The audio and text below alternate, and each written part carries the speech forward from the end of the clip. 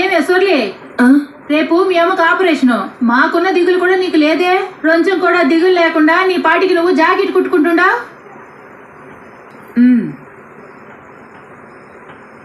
ఆయన నగలు అడుగుతూ నన్ను కొట్టిన ప్రతి తూరి మగాడంటే అట్టానే ఉంటాడు, ఓర్చుకోవాలన్నారు. కానీ అమ్మ మాత్రమే వాడేంటే నీకు తిండి పెట్టేది, నువ్వే పని చేసుకుంటూ బతకడం నేర్చుకో అని నన్ను ఇడికి తీసుకొచ్చింది. అమ్మ ఇంటి పనుల కోసం నన్ను ఇడికి తీసుకొచ్చి నానా పాటలు పెడుతోందని ఊరోళ్ళందరూ. కానీ నిజానికి అమ్మ నాకు ఎవరితో లేకపోయినా ఒంటరిగా ఒక ఆడది ధైర్యంగా ఎట్ట బతకాలో నేర్పించినది. ఈరోజు నాకంటే ఒక పని ఉండదు. నా కొడుకు నేను చదివించుకొని గౌరవంగా బతుకుతున్నాను, నేను ధైర్యంగా ఉన్నా.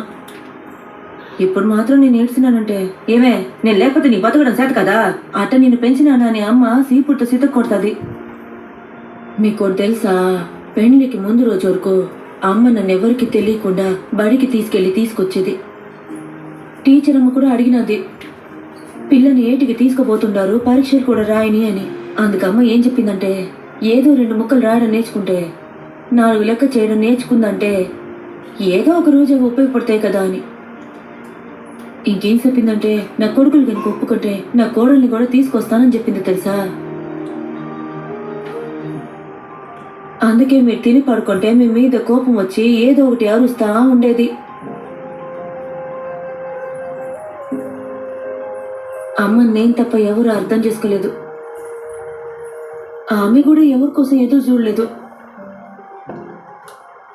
చాలా కష్టపడినది. బతికితే బతుకుతుంది, లేదంటే అట్టని పైకి పోతుంది.